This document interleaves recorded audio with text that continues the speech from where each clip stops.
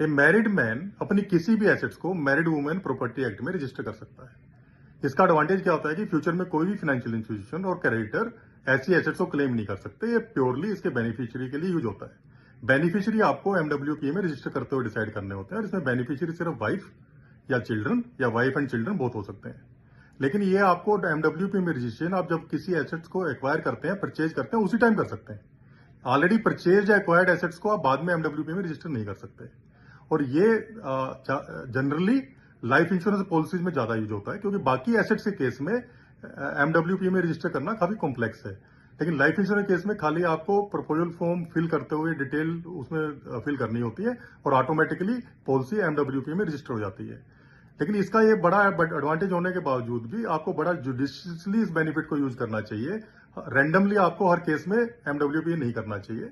वो कब करना चाहिए? अगर आपका कुछ बिजनेस ऐसा है जिसमें फ्यूचर में कोई ऐसा चैलेंज आ सकता है, या डेथ के टाइम पे जब आपने एक पॉलिसी करवाई है ये सोच के कि इसका बेनिफिट मेरे बेनिफिशियरी को मिलेगा, मेरी फैमिली को मिलेगा, लेकिन आपका बिजनेस ऐसा है कि आपके जाने के बाद उसमें कुछ चैलेंजेस आ सकते हैं और वो कल को ये एसेट्स आपकी फैमिली कंट्रोल से बाहर हो सकती है। अदरवाइज क्योंकि इसमें कुछ लिमिटेशन क्या है, एक तो पॉलिसी होल्डर जैसे ही किसी पॉलिसी को मैरिड वुमेन प्रॉपर्टी एक्ट में रजिस्टर करेगा, उसके सारे राइट इस पॉलिसी से हमेशा के लिए खत्म हो जाएंगे और ये बाद में रिवर्स नहीं हो सकते। और इसका सेकंड क्या है कि इसके ऊपर ना पॉलिसी होल्डर ना तो किसी फाइनेंशियल इंस्टीट्यूशन से इसको साइन करके लोन ले सकता है और ना ही इंश्योरेंस कंपनी से पॉलिसी लोन ले सकता है।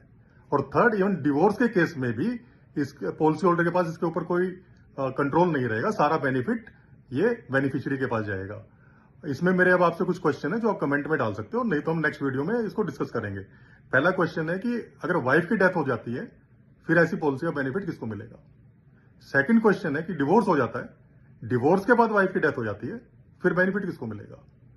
और जैसे मैंने कहा कि लोन के अगेंस्ट प्रोटेक्टेड है, पॉलिसी होल्डर ने लोन लिया उसके अगेंस्ट ये नहीं अटैच हो सकती, लेकिन जो बेनिफिशियरी है वाइफ है, अगर उसने कोई लोन लिया हुआ है तो उसका क्या स्टेटस रहेगा।